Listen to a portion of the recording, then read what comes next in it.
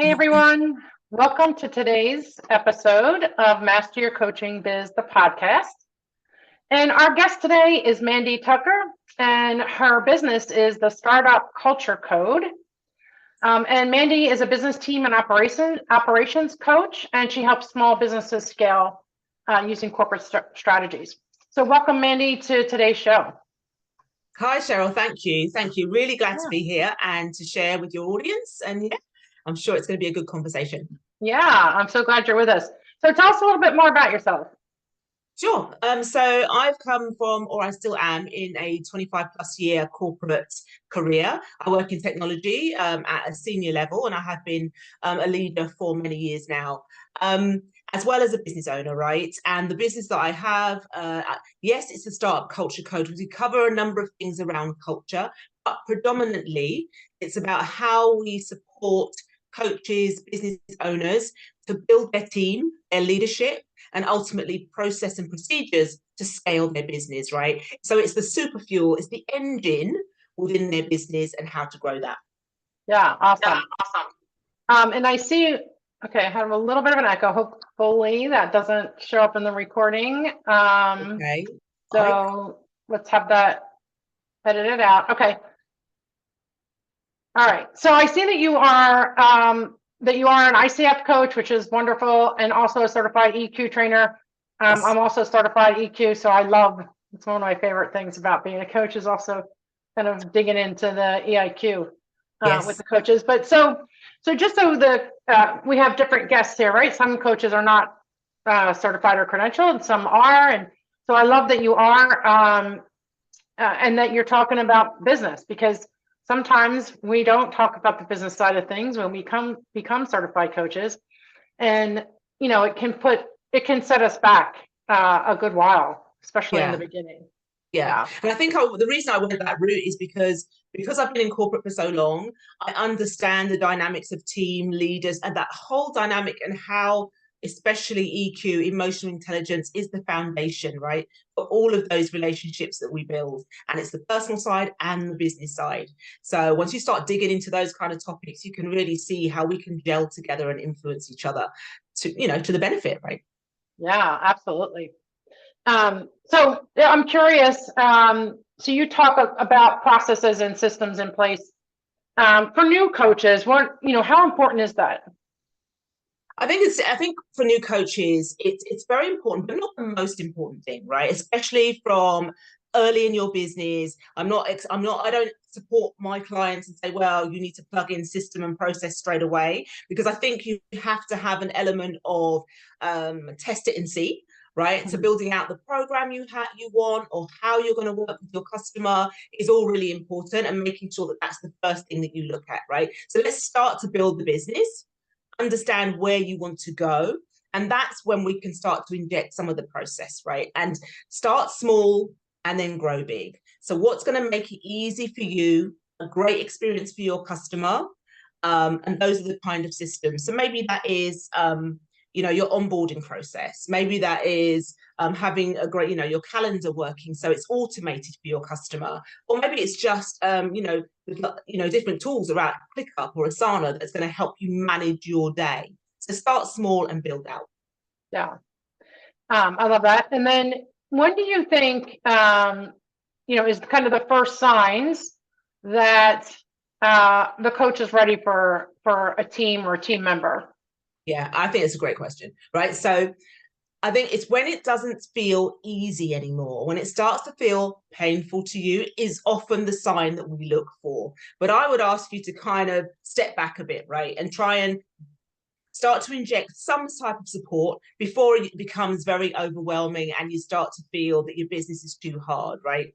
And it's all about looking at where you are and where you want to go, and who then is the best person to bring in, what the best support is for you. Because most people will go for a VA, they'll go for some kind of admin support, right? And that's great. Having some initial early admin support helps you to start to do your outreach or bring in your clients and give them a good experience. But start to look at some of the ways you can know that you need help is that maybe your capacity is maxed out, right? as a coach, if you're really on a good trajectory of your business, you may find you can't manage all of your clients right in a week. It starts to get you having to push people into next week, maybe having to push people back and say you can't serve them. So maybe there's a tipping point there to say maybe you could bring in another coach to support you. Or is there a lot of admin work that you're doing that you shouldn't be doing? And that's when you need to look at, where do you need to bring in support? Maybe you're working in the business and doing all your ads, you're doing all your sales support, you're doing all the finances. Start to look at where it feels painful and that you're doing too much. And then you can look at who you may want to bring in to support you. Yeah. And so when we start to feel that, we start to understand that, we need some of those support. What are some challenges that people will face in building a team? Yeah, I think one of the early challenges, depending on whether you've been in corporate or not, I think a lot of coaches haven't necessarily come from a corporate environment and don't necessarily know or want to lead, right? I think sometimes it's, they don't want to step into that leadership role because they think it's too complex, they don't know what to do. So that can be a challenge, especially if you've been burnt, right? From a trust perspective, you need to be able to trust a team if you're bringing them in to work with you. So trust is often an issue, which sometimes can be legacy, right? Maybe you've had previous, experiences where trust hasn't been really worked through properly, and therefore you don't want to hand things off to others. Knowing where to delegate is also one of the problems we find, a little bit difficult. As coaches, business owners, we don't want to let it go, right? We want to hang on to all these tasks. And we don't want to hand them off to other people. Some other challenges is really, especially if you've got a bigger team, is creating the right flow and dynamics within the team. Making sure you've got a good structure really helps. But you want everybody to know their roles and responsibilities. You don't want everyone just diving in, doing whatever, right? So sometimes that becomes a challenge if you haven't set out the right roles and responsibilities and really directed people, set the vision for them and help them to see what's next and what their contribution is to the business. Yeah, I like that. And I think even taking it a step back and saying, let's make sure that you have the vision for where your business wants to go before you even think about bringing on a team member, because you need to share that vision with anybody that you bring on, and they have to know what it is, and they have to work towards that with you, because if you don't have that, Yeah, completely agree, Cheryl. And, in my group coaching program, that's where we start, right? We initially start with the CEO life that you're trying to carve out, right? As a business owner, as a coach, predominantly, what kind of life are you trying to build for you, your family, those around you? Because that will feed into how much work you want to do, how much time off you want throughout the year, kind of tasks that you're comfortable with versus those that you don't want to get involved with, right? And then we move on to the vision of the business. This is where we are today. This is our revenue. These are our projections. These are our revenue goals, capacity goals. So that vision piece, right? And then you're able to plug in the team to support that. But there is a need for an ongoing setting direction and vision for your team members, because that's what allows people and helps people to stay connected to the business, stay connected to their work, and understand the purpose of it within the big picture. Yeah. I think also, just to kind of add to that, with the vision, that we also have the values. It's important, your mission statement or even just a list of values. It's important that your team members know what you value, so that they portray that either in client, interaction, or just in the, if they're writing for you, or if they're whatever they're doing, answering emails. You want them to really portray those values. Yeah, and I encourage your listeners to set those values out from as early as possible, even before you don't have a team, because those values are going to be the center point of your business, right? And that's how your customers are going to identify with you. And then when you start to bring people into the business, it becomes really easy then for them to understand who you are, what your expectations are in terms of the values of the business. And then you could all walk and talk with one voice, right? It's so important. And I think that then feeds into the culture. And we talk so much about culture. And I think especially as small business owners, we get a bit confused with it all, right? Is culture not for the big players, for those big corporates with 10,000 people? No, culture is for all of us, because it's about the environment that you're building for your team. So everybody feels valued, They want to show up, they want to speak up and contribute, right? So it's about being really clear what your culture is. And again, like you said, have a culture statement, have a value statement, so we all know that we're showing up for the same thing. Yeah. And then just kind of a quick technical thing, just because I know that there are new certified coaches here. When you bring on team members, as ICF coaches, we want to make sure that they're aligned with our code of ethics as well. So just, in your contract, just saying that they're going to adhere to those code of ethics, so that we're protected, especially if you're credentialed. Like, we don't want to do anything to endanger that. And we don't want our staff to do anything, or team members to do anything to endanger it as well. So anyway, just wanted to throw that in there for those that might not know any better. Okay, so now we take on team members. We have our vision, our values kind of set out, and we're hopefully talking in one voice. Mm-hmm. How do you deal with team members that aren't doing the work in the right way or to the standards that we set? Yeah, I think this is something, again, that we struggle with, right? But okay, it's about taking a step back and doing the early work before those individuals come into the business, so that they're set up for success, right? I mean, as a business owner, as a coach, the responsibility, first of all, lies with you to set out the process, have the governance in place, whether that's team meetings through to performance management, having those things documented, so that when your new people come in through the door, they understand what your expectations are, what their tasks are, what the milestones are, and how they're going to be managed and performance managed. Okay, so that's what I would say. First of all, try and set as much of that up before people start walking in. Once they're in, and you've hopefully established a good onboarding process. So how are you going to onboard those people into the business? Again, documentation, having the right conversations with them to say, look, this is how we work here. This is what's expected. If you find that those then individuals are not necessarily meeting the expectations that you have, start to ask yourself a few things. Have you communicated the ask well enough? Do they understand what they're meant to be doing?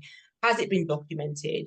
Have you given them enough time, especially if they're newbies, to bed in, right? And then, it's about having early conversations. If they're new, in the first month or two, if it doesn't quite feel right, have some early conversations and set the expectations to say, well, look, this is what I expected, and this is what, has been achieved so far. And revisit that on a regular basis. Try and understand from their point of view and get their feedback. Where's the challenge? Where are they feel that they can't do the work, or they're not doing the work? Do they have a perspective on that? And what I would say is, after you've done that review piece with them, maybe pull them into kind of what we call a performance management process. It doesn't have to be a big overarching process, but it's to say, these are the objectives over the next month or two, where we're going to reevaluate the work that you're doing. These are the milestones and what I'm expecting you to do. And then we will come back in a couple of months and revisit it. So I think it's putting a bit more rigor around what you're doing and making sure that it's not too airy-fairy and vague, but the individual knows what's expected. Wow. I hope that's clear. Yeah, that sounds good. So I'm just kind of trying to view this from like the newer coach. And so we do have coaches that are scaling, and so this might be applicable as well. But when you have, when you are, looking at growing this team, you kind of listen to everything that we talked about so far. This might seem like overwhelming, right? It might seem like, oh, I don't want to do it. I don't want to do this. It's a lot. But yeah, in order to scale, in order to grow, at some point that you need to implement some of this anyway, right? Like small steps, even if it's just one.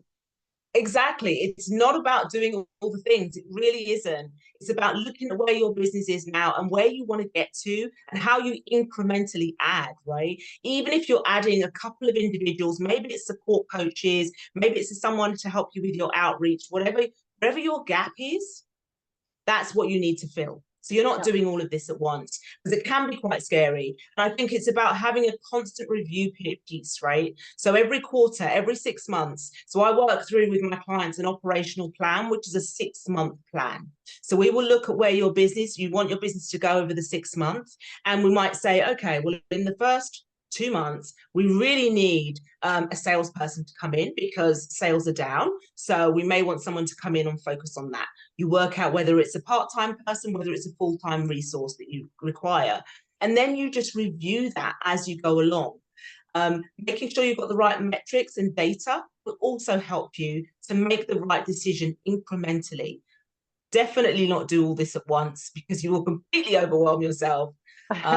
Keep track of your business, keep reviewing, and that will help you make the right decisions. Yeah, I agree. So, and I think that those are steps that'll help you to grow as a leader, right? You started these, taking the first couple steps that, once you've worked through it, you've tweaked, that'll allow you to grow. You'll take the next step as you continue to grow your business. Yeah. And I think it is about really keeping your eye on the big picture, right? It may feel a little bit painful as you start to bring in people and step into that leadership space, but it's about growing the business ultimately. It's about impacting your clients, right?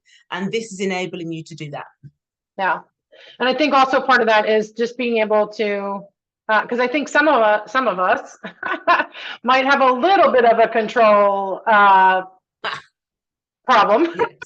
I know I was a control freak mostly through my corporate job, so I had to work on it really, a lot. And I could see in my business when I felt the resistance to not let go of things, because I knew they wouldn't be done the way I would do them, or at least not 100%.